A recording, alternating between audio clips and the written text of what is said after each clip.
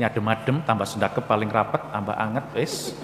Tambah ayem, mripate riep gitu, wis. Mbuh iki krungu apa ora jelas itu ya. Jadi kalau dalam keluarga tidak sungguh-sungguh sadar Tuhan itu hadir, kehilangan banyak hal. Pertama, maka jangan diandaikan, berdoalah bersama, carilah Tuhan bersama. Kedua, kalau muncul persoalan, jangan saling menyalahkan, cari bersama-sama. Cari bersama-sama. Yang ketiga, carinya pertama-tama duduk diam, kumpul bersama, seperti yang saya katakan dalam malam Natal. Ayo, malam ini, ojo bingung karo makanannya, masak opo karo opo, duduk bersama, pegangan tangan, saling melihat, saling bersyukur. Syukurilah dulu, undanglah Tuhan. Yang terakhir adalah hargai, yang paling mudah, yang paling sederhana, yang paling tidak kita perhitungkan sebagai mengerti, pinter, atau apapun. Tanya. Itu membuat kita belajar mengerti Tuhan yang hadir dalam hari Natal ini.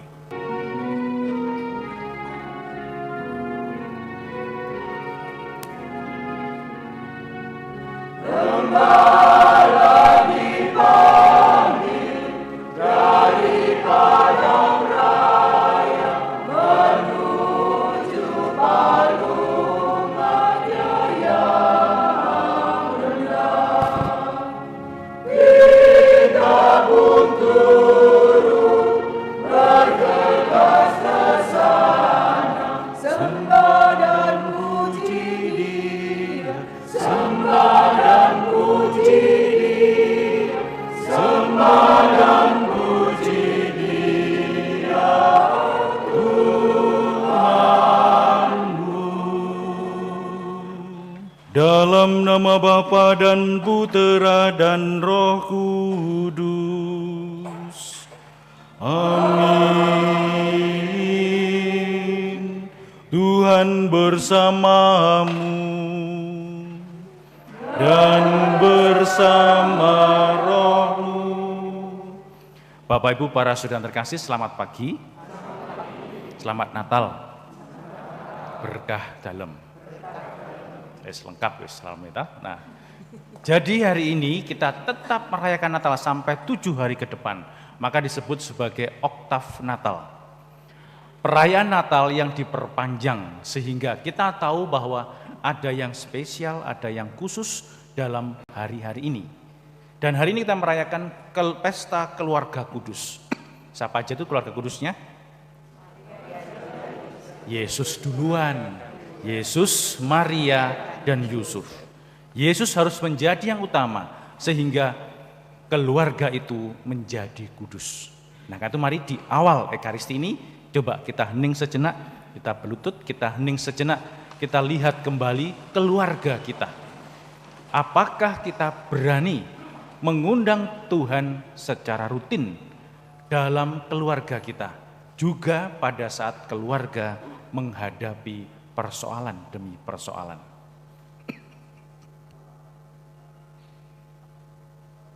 Sadar kita demikian sombong untuk memohon rahmat Tuhan. Sadar bahwa kita kerap kurang mau saling menyayangi satu sama lain. Sadar kita juga kurang mau saling memaafkan dalam kesalahan dan keterbatasan. Maka mari dengan penuh penyesalan kita berdoa bersama. Saya mengaku kepada Allah yang Maha Kuasa dan kepada saudara sekalian bahwa saya telah berdosa dengan pikiran dan perkataan, dengan perbuatan dan kelalaian.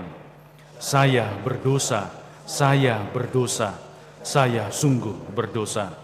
Oleh sebab itu saya mohon kepada Santa Perawan Maria, kepada para malaikat dan orang kudus, dan kepada saudara sekalian, supaya mendoakan saya pada Allah Tuhan kita.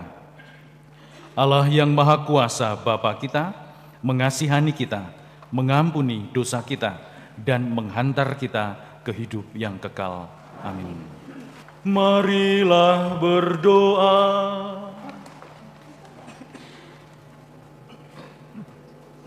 Allah Bapa kami yang Maha Kuasa dan tak tampak, Engkau telah mengusir kegelapan dunia dengan kedatangan cahayamu. Kami mohon, pandanglah kiranya kami dengan wajah berseri, agar kami dapat memuji agungnya kelahiran Putra-Mu yang tunggal dengan suara yang pantas. Demi Yesus Kristus Putra-Mu Tuhan dan pengantara kami, yang hidup dan bertahta bersama Dikau dalam persekutuan Roh Kudus, kini dan sepanjang masa. Amin. Bacaan dari kitab pertama Samuel. Setahun sesudah mempersembahkan kurban di Silo, mengandunglah Hana dan melahirkan seorang anak laki-laki. Anak itu diberinya nama Samuel, sebab katanya, "Aku telah memintanya dari Tuhan." Lalu Elkana, suami Hana, pergi dengan seisi rumahnya untuk mempersembahkan kurban sembelihan tahunan dan kurban nazar kepada Tuhan. Tetapi Hana tidak ikut pergi. Katanya kepada suaminya, "Nanti apabila anak itu sudah cerai susu, aku akan mengantarkan dia. Maka ia akan menghadap ke hadirat Tuhan dan tinggal di sana seumur hidupnya." Setelah Samuel disapih oleh ibunya, ia dihantar ke rumah Tuhan di Silo, dan bersama dia dibawalah seekor lembu jantan yang berumur 3 tahun, 1 eva tepung, dan sebuyung anggur. Waktu itu Samuel masih kecil betul. Setelah menyembelih lembu, mereka mengantarkan kanak-kanak itu kepada Eli. Lalu Hana berkata kepada Eli, "Mohon bicara, tuanku. Demi Tuhanku hidup, akulah perempuan yang dahulu berdiri di sini dekat tuanku untuk berdoa kepada Tuhan. Untuk mendapat anak inilah aku berdoa, dan Tuhan telah memberikan kepadaku apa yang kuminta daripadanya. Maka aku pun menyerahkannya kepada Tuhan. Seumur hidupnya, terserahlah anak ini kepada Tuhan." Lalu sujudlah mereka semua menyembah Tuhan. Demikianlah sabda Tuhan. Berbahagialah orang yang diam di rumah-Mu ya Tuhan.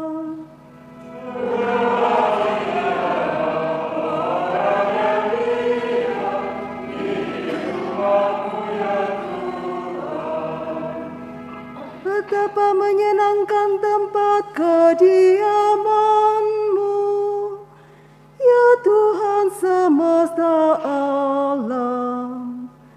Jiwaku merana karena merindukan pelataran rumah Tuhan, kepada Allah yang hidup.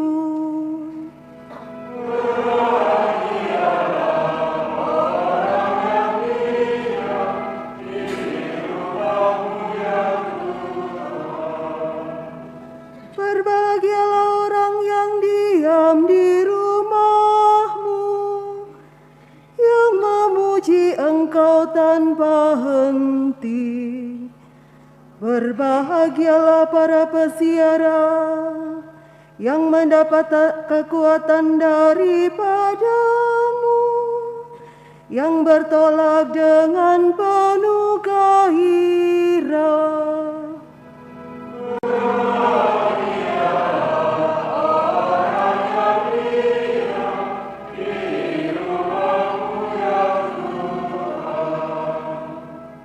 Tuhan Allah semesta alam, dengarkanlah doa telingamu, ya Allah yaku. Lihatlah kami, ya Allah, perisai kami. Pandanglah wajah orang yang kau urapi.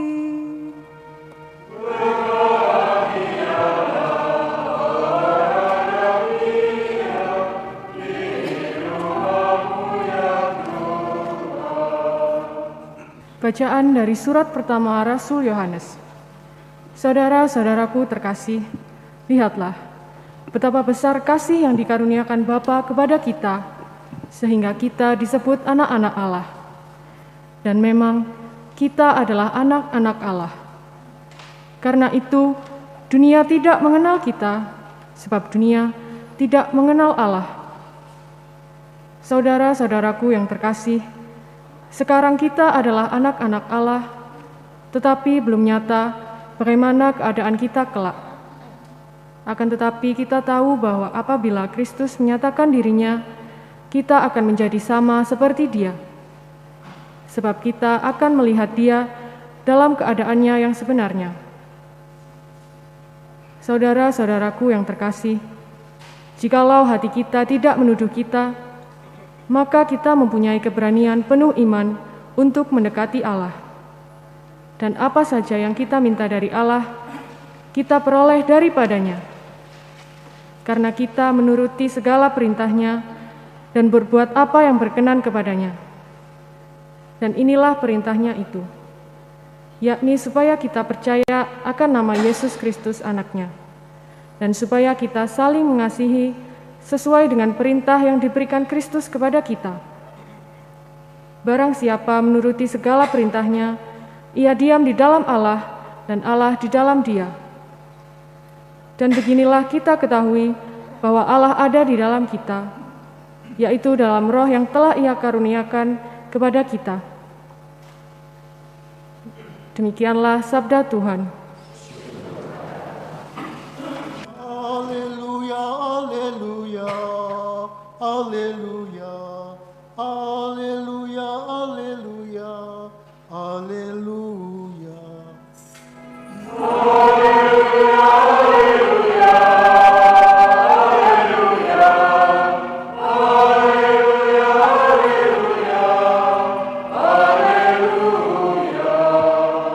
Semoga hati kami ya Tuhan, supaya kami memahami sabda Putra-Mu.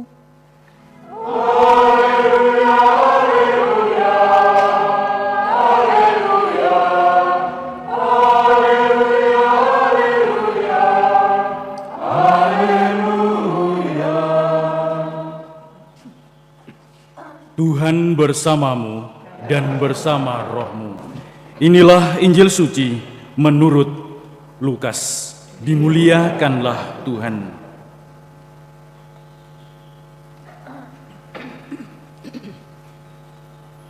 Setiap tahun pada hari raya Paskah, orang tua Yesus pergi ke Yerusalem. Ketika Yesus telah berumur 12 tahun, pergilah mereka ke Yerusalem seperti lazimnya pada hari raya itu. Seusai hari-hari perayaan itu, mereka berjalan pulang. Tinggallah Yesus di Yerusalem tanpa diketahui orang tuanya.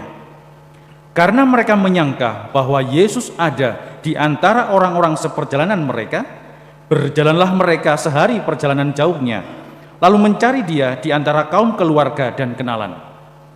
Karena tidak menemukan Dia, kembalilah orang tua Yesus ke Yerusalem sambil terus mencari Dia. Sesudah 3 hari, mereka menemukan Yesus dalam bait Allah. Ia sedang duduk di tengah-tengah para guru agama, sambil mendengarkan mereka dan mengajukan pertanyaan-pertanyaan kepada mereka. Semua orang yang mendengar Dia sangat heran akan kecerdasannya dan jawaban-jawaban yang diberikannya. Ketika Maria dan Yusuf melihat Dia, tercenganglah mereka. Lalu kata ibunya kepadanya, "Nak, mengapa engkau berbuat demikian terhadap kami? Lihatlah, Bapamu dan aku dengan cemas mencari engkau." Jawab Yesus kepada mereka, "Mengapa kamu mencari aku? Tidakkah kamu tahu bahwa aku harus berada di dalam rumah Bapakku?" tetapi mereka tidak mengerti apa yang dikatakan Yesus kepada mereka. Lalu Yesus pulang bersama-sama mereka ke Nazaret. Ia tetap hidup dalam asuhan mereka. Maria pun menyimpan semua hal itu di dalam hatinya. Yesus makin dewasa dan bertambah hikmatnya. Ia pun makin dikasihi oleh Allah dan manusia.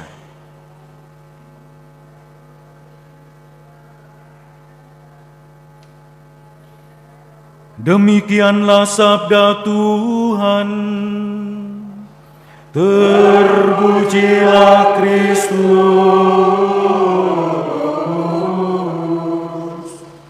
Para saudara terkasih, dalam oktav Natal kita rayakan ini. Karena ke dalam Natal kita peringati Yesus yang lahir melalui keluarga. Dalam wujud bayi yang sederhana, itu lahir dalam keluarga. Maka keluarga dengan kehadiran Yesus itu dikuduskan. Sekali lagi, kekudusan tidak menghilangkan persoalan hidup. Nah ya, ini paling penting nih soalnya. Kalau enggak, kita merasa bahwa kalau kita diberkati Tuhan, semua persoalan kita jadi beres. Oh tidak. Berkat Tuhan tidak menghilangkan persoalan. Maka mau diberkati Tuhan atau tidak, hidup kita terus perlu berjuang untuk setia. Nah, bagus ini bacaannya tentang Yesus yang hilang dalam tanda kutip.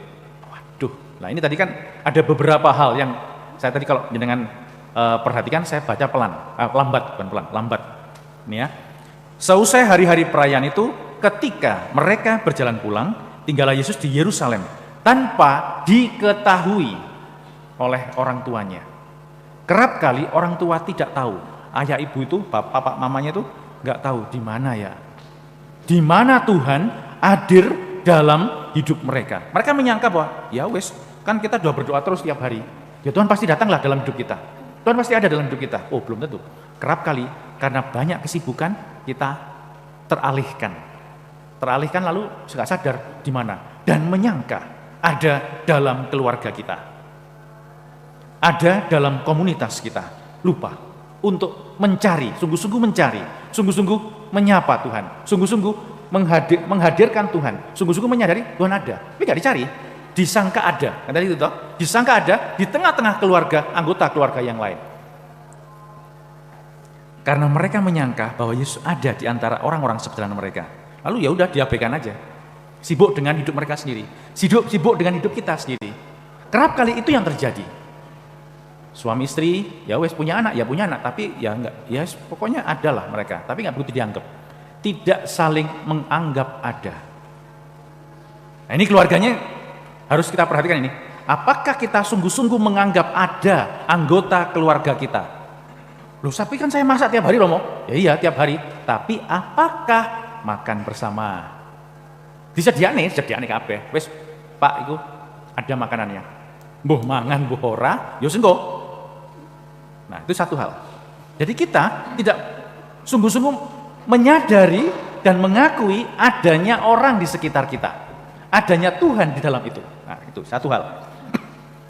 Lalu, begitu sadar karena tidak menemukan Yesus, kembalilah mereka, Maria dan Yusuf tadi itu, ke Yerusalem sambil terus mencari dia. Jadi sehari perjalanan disadari, oh ya paling adalah Yesus ada, tapi enggak sungguh-sungguh ada bagi mereka. Lalu setelah dicari, loh kok enggak ada ya kita? Tuhan ada di mana kok? Sudah lama kok enggak kita undang ini? Baru mereka mencari. Nah ini bagusnya ini. Ini bagusnya. Kekudusan mereka ada pada saat menghadapi persoalan mereka tidak saling menyalahkan. Nah ini hal pertama yang harus dibuat dalam keluarga. Jangan saling menyalahkan jika ada persoalan muncul dalam keluarga. Salahmu nih, kamu udah bilang begini, kenapa nggak mau lakukan? Loh kan kamu gini, debat kusir, tidak. Maria dan Yusuf tidak debat kusir mereka, tetapi terus belajar mencari Tuhan. Ya, kita harus bagaimana nih? Yuk dicari, ayo kita cari sama-sama. Dicari bersama. Ini hal kedua, yang penting banget dalam keluarga. Kekudusan itu tidak diandaikan. Sekali lagi saya ingatkan ini ya. Rahmat itu diturunkan, tetapi untuk kita ngalami rahmat itu harus ada usaha dari manusia. Harus ada usaha dari kita. Maka yang pertama, kita terus perlu menyadari Tuhan, mencari Tuhan, mengundang Tuhan terus supaya enggak menyangka ada. Yang kedua, tadi ini, jika muncul persoalan dan gagal untuk menemukan apa yang baik dalam keluarga kita, artinya muncul persoalan itu, jangan saling menyalahkan, tetapi dicari bersama. Dicari bersama dan tidak saling menyalahkan. Apakah itu butuh waktu 1 hari, butuh waktu 2 hari, butuh waktu 3 hari, dicari terus. Ini kan gambarannya 3 hari. Mereka sehari perjalanan jauhnya, udah meninggalkan Yerusalem, gak ketemu, balik lagi selama 3 hari, cari semua. Perginya sehari, nyarinya 3 hari, berarti kan detail mereka itu. Dicari bersama-sama, tapi bersama-sama. Maka suami istri carilah bersama dan juga libatkan anak-anak dalam pencarian solusi atas persoalan keluarga. Ya tentunya dilihat apakah itu sudah cukup dewasa atau tidak. Libatkan mereka. Jangan hanya kasihan wis kita kesopan, enggak. Libatkan mereka. Nah ini kenapa kok perlu melibatkan anak-anak dalam menyelesaikan persoalan keluarga meskipun masih kecil. Sesudah 3 hari mereka umur berapa kira-kira ini? Yesus ini? Tradisinya umur 12 tahun. Sesudah 3 hari mereka menemukan Yesus di tempat mereka berdoa menemukan Tuhan. Maka pertama-tama kalau kita menghadapi persoalan, carilah Tuhan, undanglah Tuhan dalam doa dulu. Maka ini hal ketiga. Kalau punya persoalan, waduh gimana nih? Duduk tenang, berdua, berempat, berlima dalam anggota keluarga, berdoa, mengundang Tuhan. Kembali ke tempat di mana kita biasanya menemukan Tuhan. Datang ke gereja bersama-sama, datang ke KKYS itu, datang untuk berdoa bersama. Lalu mereka menemukan Yesus dalam bait Allah. Ia sedang duduk di tengah-tengah para guru agama sambil mendengarkan mereka dan mengajukan pertanyaan-pertanyaan kepada mereka. Kalau di biara itu ada satu cerita. Satu biara ini biasanya ada namanya rapat konven. Konven itu biara. Jadi rapat seluruh anggota biara. Ada satu hal menarik, si Abbas ini pimpinan biara itu, bukan Romo, itu selalu bertanya pada kali terakhir kepada anggota yang paling muda, yang dianggap tidak ngerti apa-apa. Ditanya selalu, menurut kamu apa solusi dari seluruh pembicaraan kita ini?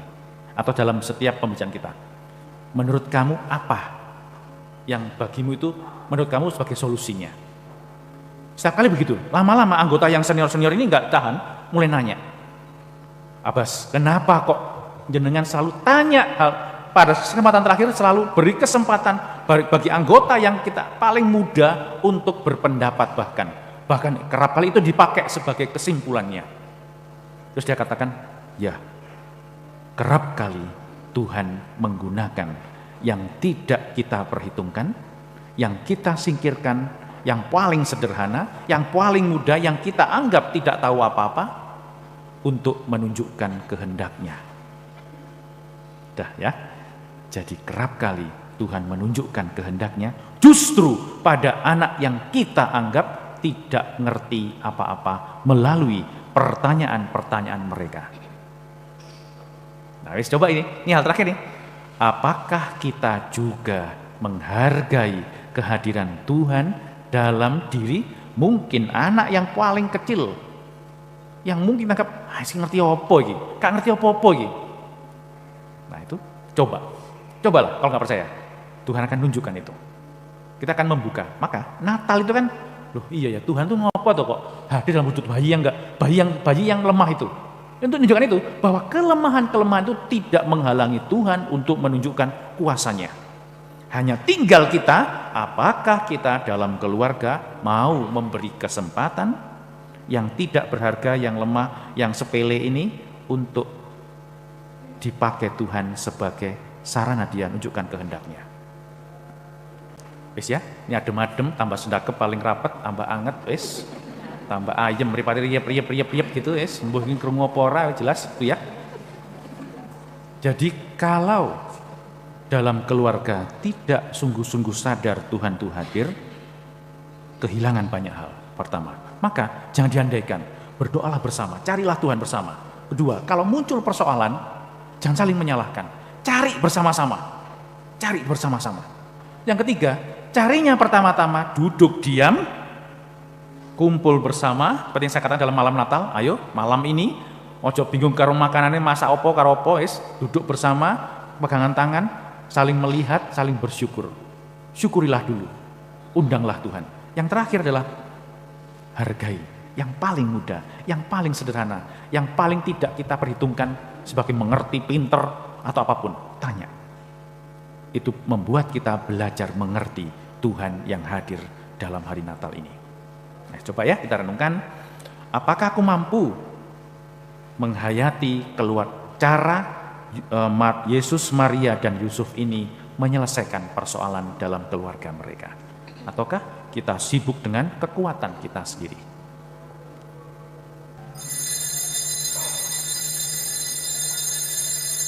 Marilah mewartakan misteri iman kita. Setiap kali kami makan roti ini dan minum dari piala ini, wafat-Mu Tuhan kami wartakan hingga Engkau datang. Marilah berdoa.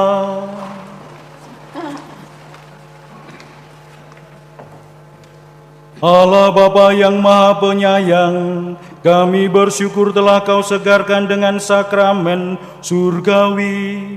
Doronglah kami meneladan keluarga kudus, agar setelah menyelesaikan perjalanan hidup kami di dunia ini, pantas diikut sertakan dalam keluarga-Mu yang besar untuk selama-lamanya.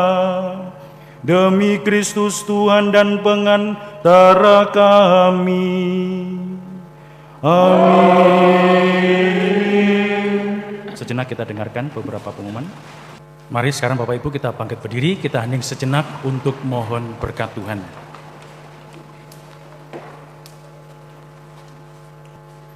Tuhan bersamamu dan bersama rohmu. Saudara sekalian, hidup kita selanjutnya, anggota keluarga kita, dimanapun mereka berada, senantiasa dibimbing, dilindungi, dan diberkati oleh Allah yang Maha Kuasa, Bapa dan Putra dan Roh Kudus. Amin. Para saudara yang terkasih, dengan demikian Ekaristi Kudus kita telah selesai. Syukur kepada Allah.